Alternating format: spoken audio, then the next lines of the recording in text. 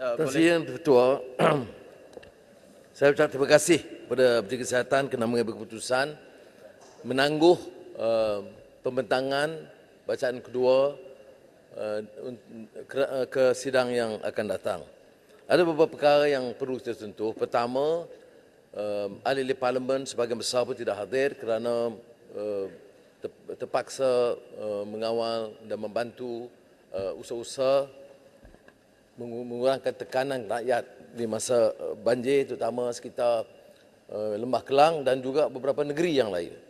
Dan saya dalam hal ini, kerana Perdana Menteri juga hadir, ingin menggesa supaya tindakan segera diambil, termasuk mengarahkan pihak tentera untuk mengambil tindakan yang lebih pantas.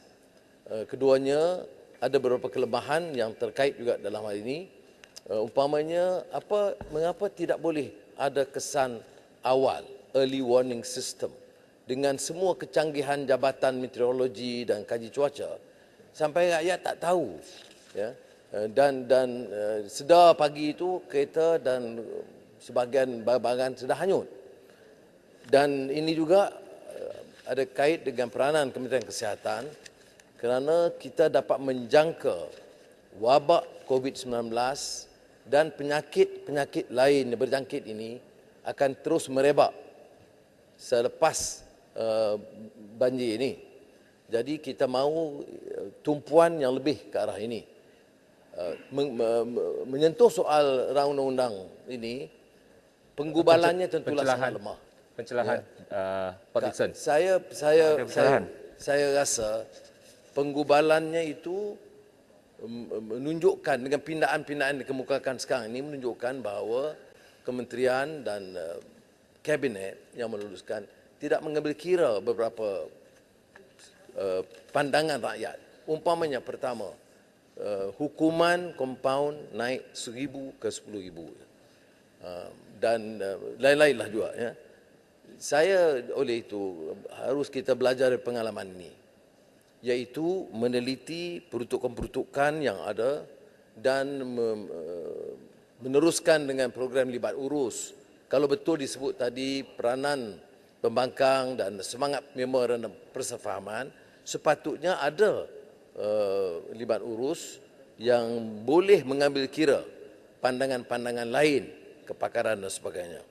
Tetapi semangat yang ditunjukkan iaitu kesediaan untuk meminda, jadi akhirnya dengan cadangan pindaan ini, saya berpendapat beberapa hal substantif telah pun diambil kira, ya, termasuk menurunkan semula atau membatalkan cadangan kenaikan kompaun bagi rakyat daripada 1,000 ke 10,000 kekal dengan 1,000 sekarang. Ya.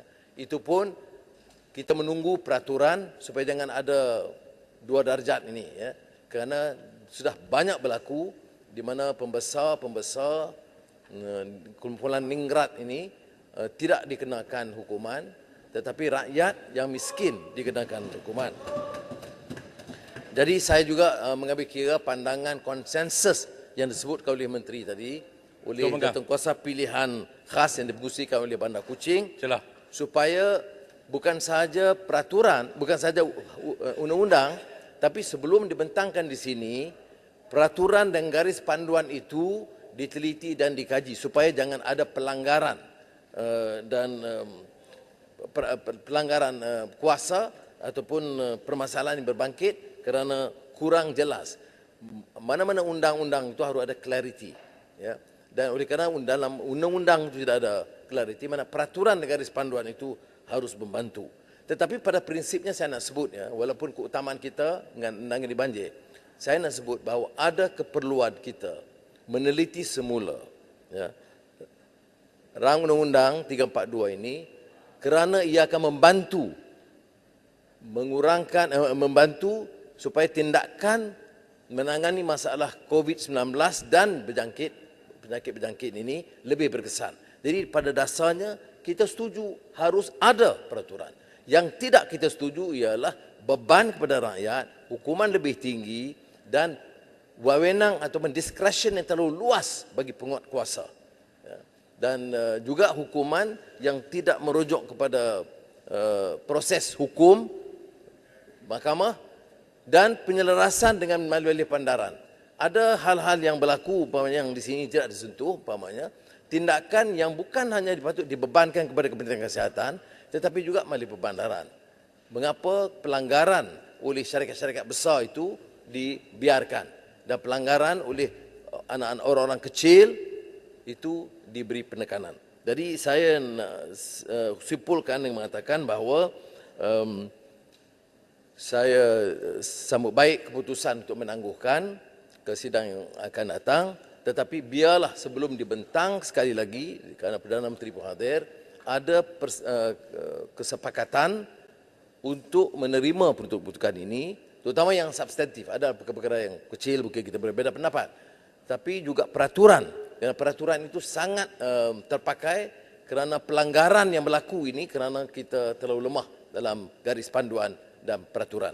Jadi saya sekali lagi ucap terima kasih atas penjelasan kerajaan untuk penjelasan Pak Dixon. Terima kasih. Sedikit. Tak ada penjelasan. Saya ini atas jemputan saya. Yang berhormat